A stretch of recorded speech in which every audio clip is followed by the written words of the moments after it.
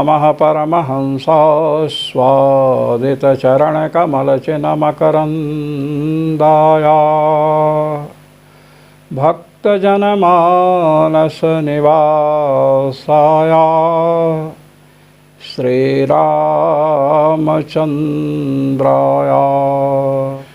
यत्र यत्र रघुनाथकीर्तनं तत्र तत्र कृतमस्तकाञ्जलिं बाष्पवारि परिपूर्णलोचनं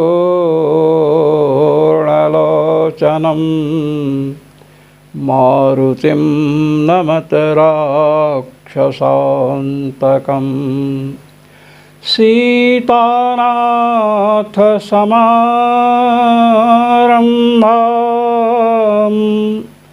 रामानन्दार्यमध्यमाम् अस्मदाचार्यपर्यन्तां वन्दे गुरुपरम्परां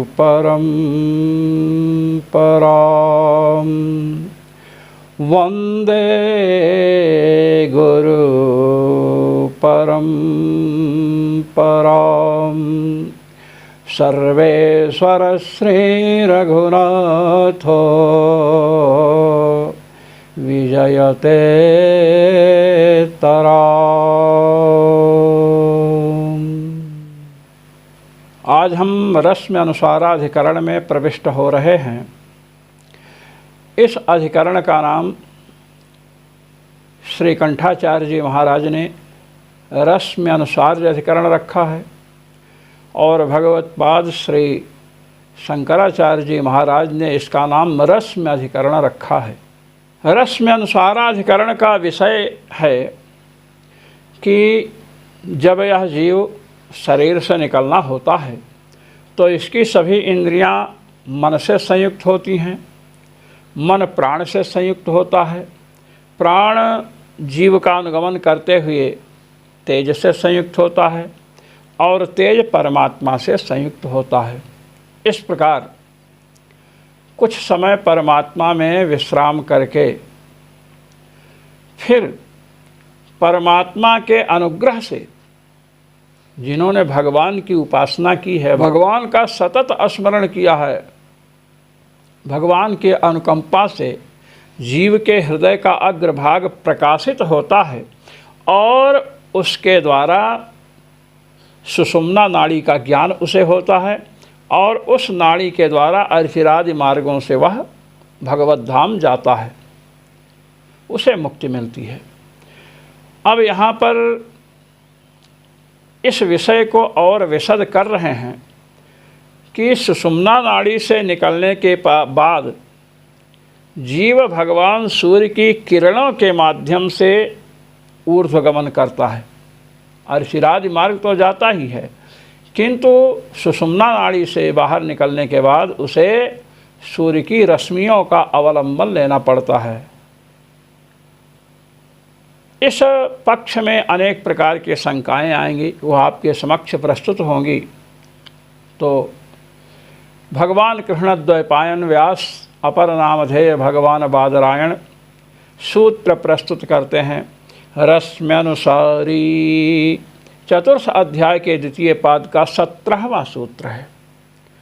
इस सूत्र पर जगतगुरु भगवत्पाद श्री स्वामी रामानंदाचार्य जी महाराज अपने आनंद भाष्य को प्रस्तुत कर रहे हैं। इसका नाम ही आनंद भाष्य है, इसलिए इस आनंद भाष्य का आनंद लें। अथ मूर्धन्य नाड्य निर्गतो ब्रह्मविद रश्मिभिः ऊर्ध्वम् उपयाति। कहते हैं मूर्धा सिर की तरफ से निकलने वाली जो नाड़ी है, सुषुम्ना नाम की नाड़ी, उससे निकल करके ब्रह्मवेत्ता भगवत उपासक भगवान की सतत स्मृति करने वाला, भगवान का सतत स्मरण करने वाला सूर्य की रश्मियों से ऊर्ध्व माने ऊपर जाता है, अर्चिरादि मार्ग के द्वारा भगवत धाम जाता है। कहते हैं कोई प्रमाण भी है इसमें, कहते हैं तत्रेदम श्रूयते। इस विषय में औपनिषद वचन श्रूयमाण हैं। क्या? अथ यत्रैतस्मात् शरीरादुत्क्रमत्यथ एतैरेव रश्मिभिः ऊर्ध्वम् आक्रमते। छांदोग्योपनिषद के 8वें अध्याय के 6ठे खंड का 5वां वाक्य है। अथ यत्र एतस्मात् शरीराद उत्क्रामति। कह रहे हैं जब इस शरीर से जीव का उत्क्रमण होता है, निकलता है, तो एतैः एव रश्मिभिः ऊर्ध्वम आक्रमते, तो इन भगवान सूर्य की रश्मियों के द्वारा, किरणों के द्वारा ऊपर जाता है, ये बतलाया गया। अत्र प्रकारांतरेणापि गतिः संभवति आहोसिदरश्म्यनुसारेणैव इति संशये। कहते हैं अच्छा ये बताइए कि जीव सुषुम्ना नाड़ी से निकला और भगवान सूर्य की रश्मियों के द्वारा ऊपर जाता है, क्या कोई दूसरा और भी मार्ग है जिसमें सूर्य की रश्मियों का अवलंबन न लेना पड़े? बिना सूर्य की रश्मियों का आश्रय किए हुए जीव अर्चिरादि मार्ग से भगवत धाम जाए, या ऐसा भी कोई मार्ग है? प्रकारांतरेणापि गतिः संभवति। संशय हो रहा है कि क्या दूसरा भी कोई मार्ग है? प्रकारांतर माने दूसरा कोई मार्ग है जिसके द्वारा जीव अर्चिरादि मार्ग से जाए, जिसमें सूर्य की रश्मियों का आश्रय लेना ना पड़े। आहोसिदरश्म्यनुसारेणैव इति संशये। अथवा सूर्य की रश्मियों के आश्रय को लेकर के ही जीव अर्चिरादि मार्ग के द्वारा ब्रह्मलोक जाता है, भगवत धाम जाता है, ये संशय है। संशय इसलिए है क्योंकि दिन में यदि ब्रह्मवेत्ता भगवत उपासक का शरीर छूटा, देह त्याग किया, तो दिन में तो सूर्य की रश्मियाँ होती हैं। यदि रात्रि में शरीर छूटा तो ब्रह्मोपासक को सूर्य की रश्मियाँ तो उपलब्ध नहीं होंगी, तो कोई प्रकार होगा दूसरा जिसके द्वारा वह अर्चिरादि मार्ग जाए, ये संकालु का हृदय है। इति संशये रश्म्यनुसारेणैव इति नियम संभवात् प्रकारांतरेणापि। रश्मि के द्वारा ही जाता है, ये नियम संभव नहीं है क्योंकि रात में सूर्य की रश्मियाँ नहीं रहती हैं, इसलिए कोई अन्य प्रकार है अर्चिरादि मार्ग से भगवत धाम जाने का, कोई अन्य मार्ग है जिसमें सूर्य की रश्मियों का अवलंबन नहीं लेना पड़ता है, ये पूर्व पक्षी कहता है। कहते हैं तो जो ये बतलाया गया कि अथ एतैरेव रश्मिभिः ऊर्ध्वम आक्रमते, इन्हीं सूर्य की रश्मियों से ऊपर जाता है। कहते हैं श्रुतेस्तु पक्षांतरे चरितार्थ्यम। कहते हैं श्रुति व्यर्थ नहीं होगी। दिन में यदि ब्रह्मवेत्ता की मृत्यु होती है, शरीर त्यागता है, तो सूर्य की रश्मियाँ हैं उनके सहारे जाए, किंतु रात्रि में वह जब शरीर त्यागता है तो उसे सूर्य की रश्मियाँ अनुपलब्ध हैं, इसलिए अन्य मार्ग से सूर्य की रश्मियों का आश्रय लिए बिना वह अर्चिरादि मार्ग से भगवत धाम जाता है, ये बतला रहे हैं। इति प्राप्ते विधीयते रश्म्यनुसारीति। इस प्रकार जब पूर्व पक्ष प्रस्तुत हुआ तो कह रहे हैं रश्म्यनुसारीति। भगवान कृष्णद्वैपायन व्यास कह रहे हैं कि रश्म्यनुसारी 4th अध्याय के 2य पाद का 17वां सूत्र है। भगवत पाद जगतगुरु श्री स्वामी रामानंदाचार्य जी महाराज कह रहे हैं रश्म्यनुसार रेव ब्रह्मविद गच्छत्यूर्ध्वम्। कहते हैं रश्मि के सहारे ही ब्रह्मवेत्ता अर्चिरादि मार्ग से ऊर्ध्वम भगवल लोकम गच्छति। सूर्य की रश्मियों का आश्रय लेकर के ही ब्रह्मवेत्ता अर्चिरादि मार्ग से ऊपर भगवान के धाम जाता है। कहते कथम अवगम्यते, कहे कैसे पता चला कि सूर्य की रश्मियों के अनुसार ही जाता है, अन्य कोई मार्ग नहीं है, सूर्य की रश्मि का अवलंबन किए बिना नहीं जाता है, आप कैसे कह सकते हैं? कहते एतैरेव रश्मिभिः इति एव कारेणावधार्यते। कहे एतैः एव रश्मिभिः, यहाँ पर एतैरेव जो कहा, एतैः एव रश्मिः, एवकार का प्रयोग है। इन रश्मियों से ही जाता है। एवकार से अन्य का व्यवच्छेद किया गया, अन्य का व्यावर्तन किया गया कि अन्य कोई उपाय नहीं है। अर्चिराज मार्ग से जाने में सूर्य की रश्मियों का ही अवलंबन लेना पड़ेगा, ये एवकार से बतलाया गया। जैसे कह दिया राम एव आगतः, राम ही आए, तो क्या मतलब निकला एवकार से कि अन्य दूसरा साथ में नहीं है। देवदत्तः देवदत्त एव समागतः, देवदत्त ही आया। इसका तात्पर्य क्या, एवकार से बतलाना चाहते हैं कि यज्ञदत्त, शिवदत्त इत्यादि नहीं आए।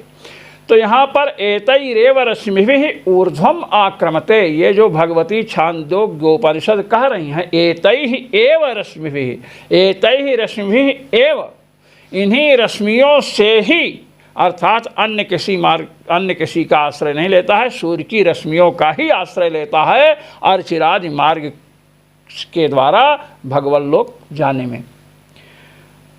इति एवकारेणावधार्यते, जो एवकार का प्रयोग भगवती श्रुति ने किया है, उससे यह निश्चित होता है कि सूर्य की रश्मियों के सहारे ही ब्रह्मवेत्ता अर्चिराज मार्ग में पहुंचता है और उसके द्वारा फिर जाता है भगवत लोक।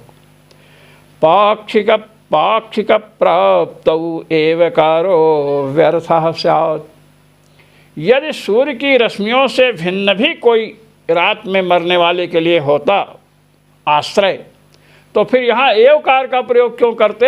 एतैः एव रश्मिभिः, इन रश्मियों से ही। तो एवकार का प्रयोग पाक्षिक जो मार्ग की आप कल्पना कर रहे हैं कि रात में सूर्य की रश्मियाँ नहीं रहती हैं, इसलिए अन्य किसी मार्ग से जाता है, सूर्य की रश्मियों का अवलंबन नहीं लेता है, या समझ लीजिए चंद्रमा की रश्मियों का अवलंबन लेता होगा, तो कहते हैं कि नहीं, ऐसा मानोगे तो एवकार का प्रयोग व्यर्थ हो जाएगा।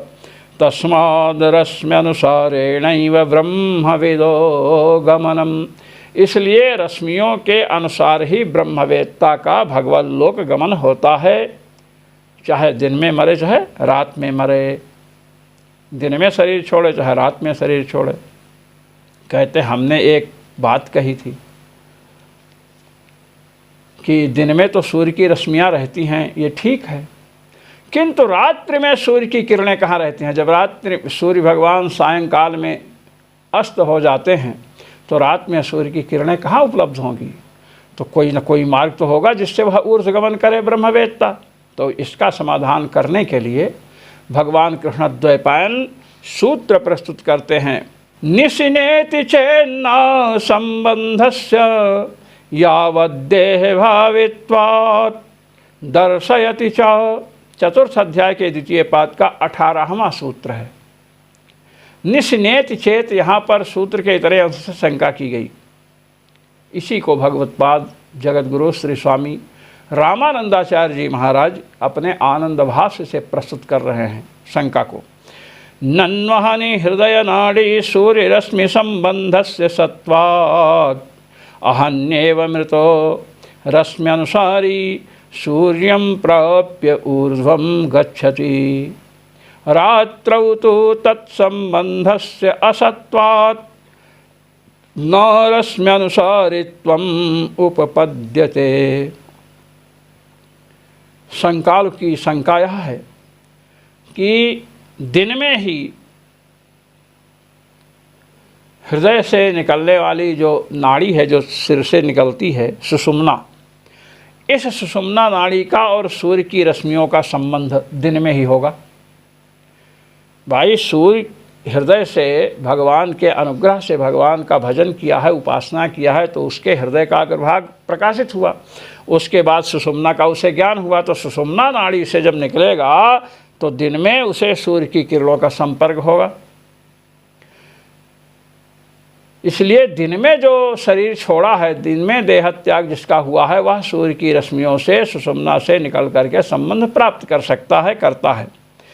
इसलिए उस सूर्य की किरण के द्वारा सूर्य को प्राप्त होगा।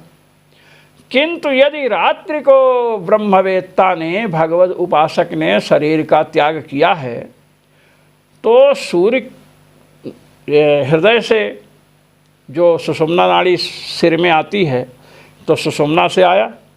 अब रात की वेला है, उस समय सूर्य की किरणें हैं नहीं, तो सूर्य की किरणों का संबंध तो होगा नहीं। फिर आप कैसे कह सकते हैं कि सूर्य की रश्मियों से ही निकलता है? दिन में तो आपकी बात हमें समझ में आती है कि सूर्य की किरणें होती हैं। रात में सूर्य की किरणें नहीं होती हैं, तो सुषुम्ना नाड़ी से रात में मरने वाला, रात में देह त्याग करने वाला जब भगवत उपासक निकलेगा तो सूर्य की रश्मियों का संबंध नहीं होगा। फिर आपने कैसे कह दिया कि सूर्य की रश्मियों से ही जाता है? क्या रुकेगा कि सूर्य उदित हो तब जाए? ऐसा है क्या? कहते नहीं। वही संदेह यही किया कि रात्रि में सूर्य की रश्मियों का सुषुम्ना नाड़ी से संबंध नहीं है, इसलिए रश्मि अनुसार ही उसका गमन होता है। रश्मि के सूर्य की किरणों के सहारे उसका गमन होता है ऋषिरादि मार्ग से ब्रह्मलोक तक, भगवत लोक तक। कहते हैं उपपन्न नहीं हो सकता है। सूर्य की रश्मियाँ ही रात को नहीं है, किरणें ही नहीं हैं। कुतस्तरम तदूर्ध्वगमनम इति चेत, जब सूर्य की किरणें ही रात को उपलब्ध नहीं होती हैं, तब आप कैसे कहोगे कि वह सूर्य की रश्मियों के सहारे ऊपर जा रहा है? बताइए। ये तो सुतराम सिद्ध हो गया। जब सूर्य की रश्मि नहीं है तो सूर्य की रश्मि के सहारे कैसे जाएगा? जब बांस ही नहीं है तो बांसुरी कैसे बनेगी? ना रहे बांस ना बने बांसुरी, ये कहावत है। इति चेत, इतनी शंका हुई तो कहते ना, कहते नहीं, ऐसा नहीं कह सकते हैं। आपने कहा कि रात में सूर्य की रश्मियाँ नहीं रहती हैं, ये बात आपकी तर्क संगत नहीं है। नाड़ी रश्मि संबंधस्य यावद्देह भावित्वात्, सूत्र में आया ना, सूत्र है निशिनेति चेत न संबंधस्य यावद्देह भावित्वात्। कहते हैं आपकी शंका थी कि रात में सूर्य भगवान नहीं रहते हैं, सूर्य की रश्मियाँ नहीं रहती हैं, इसलिए सुषुम्ना से जीव निकलेगा तो सूर्य की रश्मियों का अभाव होने से सूर्य की रश्मियों से ही वह ऊर्ध्वलोक में गमन करता है, भगवत लोक में गमन करता है। यह बात नहीं कह सकते हैं क्योंकि सूर्य की रश्मियाँ नहीं रहती। कहते हैं सुनो, सुषुम्ना नाड़ी और सूर्य की रश्मियों का संबंध जब तक शरीर है तब तक है। यावत देह है, जब तक शरीर है तब तक है।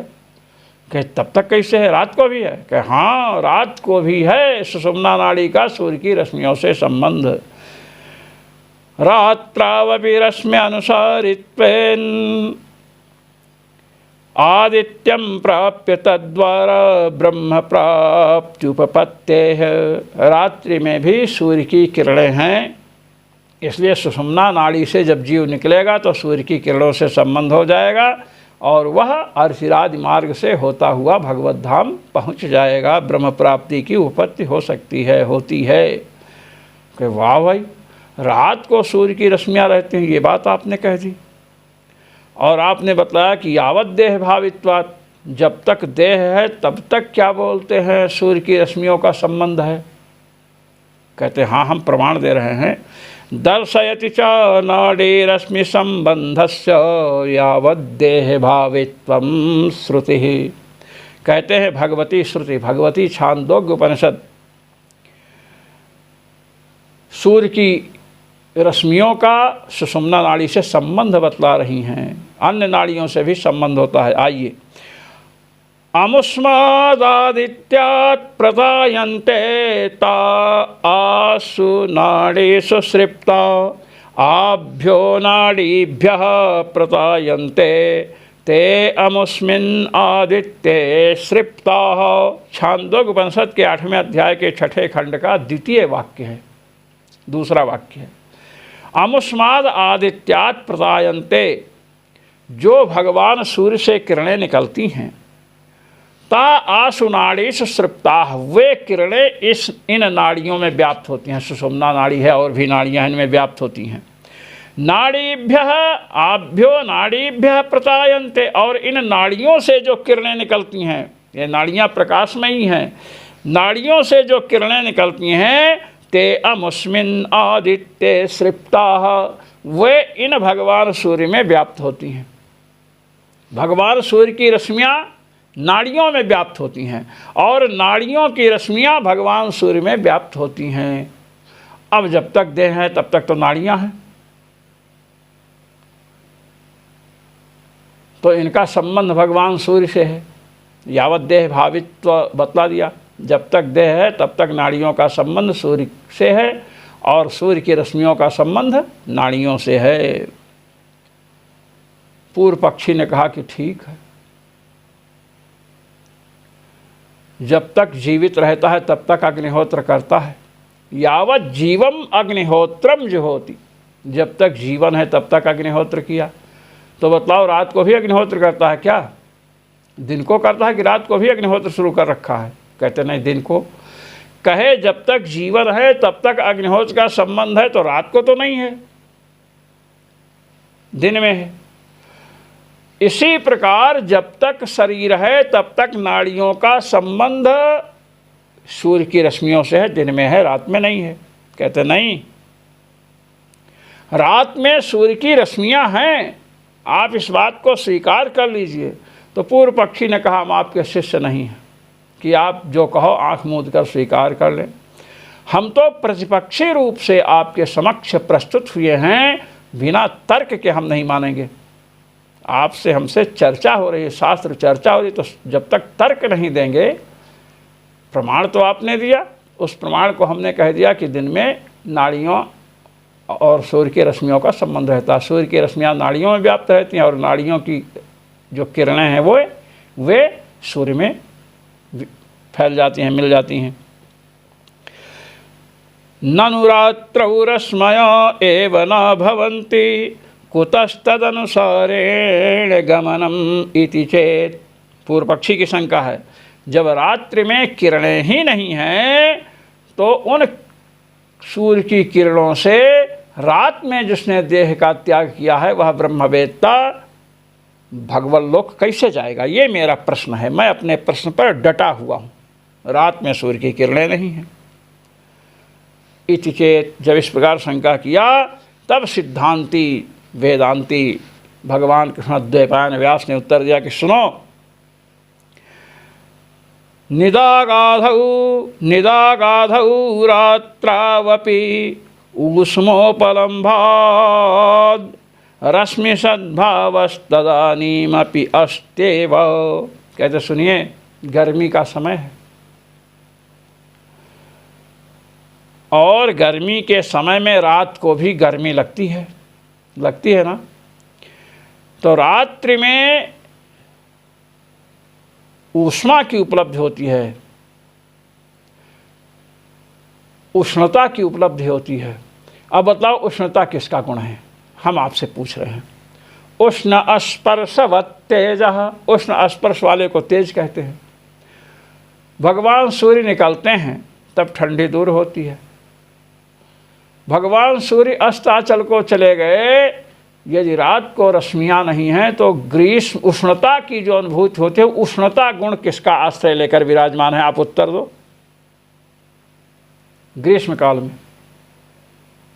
अब पूर्व पक्षी इधर उधर देखने लगा, क्योंकि तेज का लक्षण है उष्ण स्पर्शवत् तेजः, उष्ण स्पर्शवत्वम तेजस्त्वम। उष्ण स्पर्श वाले को तेज कहते हैं। तो रात्रि में उष्ण स्पर्श का अनुभव होता है, गर्मी का अनुभव होता है। तो वो उष्णता किस में रहेगी? भाई सूर्य की किरणें जब पड़ती हैं तभी ना उष्णता की अनुभूति होती है। तो सूर्य की किरणें हैं, उस उष्णता का आश्रय है। तो जो ऊष्मा की उपलब्धि होती है, गर्मी की उपलब्धि होती है, उसका आश्रय कौन है रात में? सूर्य की किरणें हैं, क्योंकि सूर्य की किरणों से उष्णता आती है। सूर्य की किरणें नहीं हैं, तेज स्वरूप है ना सूर्य भगवान, तो उनकी किरणें नहीं होगी तो रात में गर्मी कैसे लगेगी? वही बतला रहे हैं, निदागाधौ रात्रौ अपि ऊष्मोपलम्भाद् रश्मिसद्भावस्तदानीमपि अस्त्येव। ग्रीष्म काल में रात में गर्मी का अनुभव होता है, उष्णता का अनुभव होता है, और उष्णता किरणों का धर्म है। सूर्य की किरणें दिन में निकलती हैं तो गर्मी लगती है, तो इससे उष्णता के द्वारा उष्णता के आश्रय रश्मियों का अनुमान किया जाता है, इसलिए वे उस समय हैं। कहे वाह भाई, बड़ी अच्छी बात आपने कही। अच्छा ये बताओ कि सूर्य की किरणें यदि रात में है, आपने गर्मी की बात की है, बतलाइए शीतकाल में, शीतकाल में तो ठंडक लगती है। यदि सूर्य की रश्मियां हैं तो जैसे ग्रीष्म काल में उष्णता का अनुभव होता है, इसी प्रकार शीतकाल में भी उष्णता का अनुभव होना चाहिए। शीतकाल में तो उष्णता का अनुभव नहीं होता है, अर्थात शीतकाल में सूर्य की किरणें रात को नहीं हैं। तो बता रहे हैं क्वचिच्च शैत्याभिभवात् ऊष्मणोनुपलम्भादिति चकारः प्रमाणांतर संग्रहार्थकः। कहे कि दर्शयति च सूत्राण निशिनेति चेन्न संबंधस्य यावद्देह भावित्वात् दर्शयति च। भगवती श्रुति बतलाती हैं। अब चा शब्द का प्रयोग किया, चा से क्या बतला रही हैं? प्रमाणांतर का संग्रह करने के लिए चकार का प्रयोग है। कहते हैं शीतकाल में सूर्य की रश्मियां हैं, कहे हैं तो उष्णता का अनुभव क्यों नहीं होता? कहते शैत्याभिभवात्, शैत्य के द्वारा वो अभिभूत हो चुकी हैं। जैसे आप देखिए, तेज का लक्षण किया गया, तर्क संग्रह में बताया गया उष्ण स्पर्शवत् तेज। उष्ण स्पर्श वाले को तेज कहते हैं।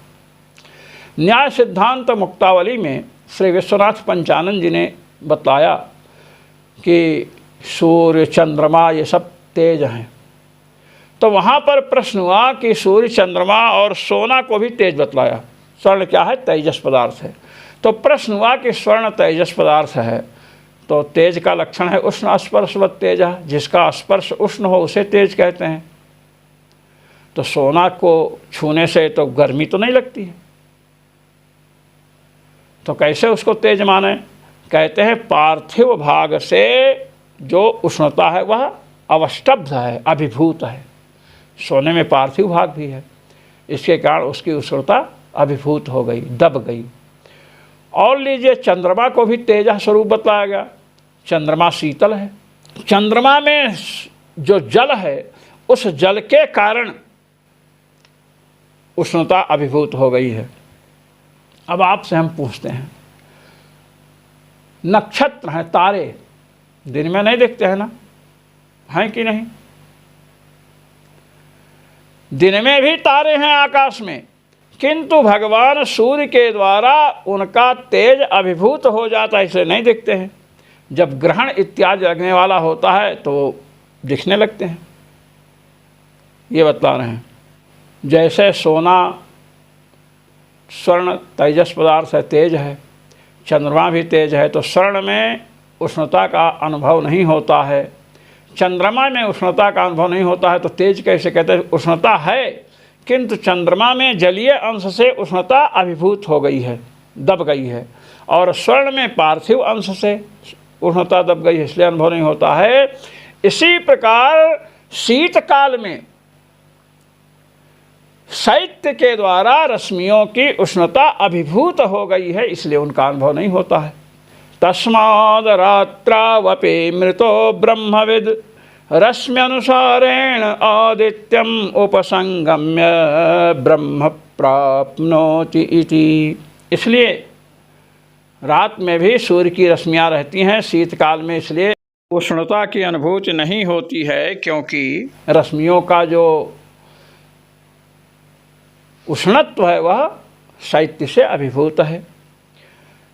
जैसे स्वर्ण में पार्थिव भाग से उष्णत्व अभिभूत हो गया, चंद्रमा में जलीय अंश से उष्णत्व अभिभूत हो गया, इसी प्रकार शीतकाल में भी सूर्य की रश्मियाँ हैं। अब उष्णता की अनुभूति ग्रीष्मकाल की भांति क्यों नहीं होती है? तो शैत्य से वह अभिभूत हो चुका है, ये बतलाया।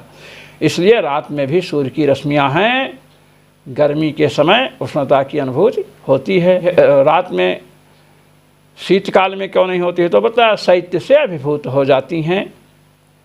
शैत्य का प्रकोप बढ़ जाता है, इसलिए उष्णता अभिभूत हो जाती है, इसलिए उसका अनुभव नहीं होता है। रात में भी सूर्य की रश्मियाँ हैं, ये हमने सिद्ध कर दिया। इसलिए रात को भी जो ब्रह्मवेत्ता भगवद उपासक देह का त्याग करता है, वह सूर्य की किरणों के सहारे ही अर्चिराज मार्ग पर बढ़ता है और अर्चिराज मार्ग को पार करने के पश्चात भगवत लोक पहुँचता है। ये बात सिद्ध हो गई। आदित्य को प्राप्त करता, सूर्य को, सूर्य रश्मियों के सहारे सूर्य को प्राप्त किया, फिर अर्चिराज मार्ग में बढ़ने लगा और जा कर के भगवान के धाम पहुँच जाता है। इति रश्म्यनुसार अधिकरणम। इस प्रकार आज सर्वेश्वर श्री रघुनाथ जी की अनुकंपा से रश्मि अनुसाराधिकरण पूर्ण हुआ। जो मनीषी महानुभाव भगवत्पाद जगतगुरु श्री स्वामी रामानंदाचार्य जी महाराज द्वारा विरचित आनंद भाष्य का पठन पाठन श्रवण मनन एवं निध्यासन करते हैं, उन सभी मनीषी महानुभावों को अनंतानंत ब्रह्मांड नायक रघुनायक सर्वेश्वर श्री रघुनाथ जी का अनंतानंत अनुग्रह और मेरी ओर से सादर सप्रेम जय श्री राम।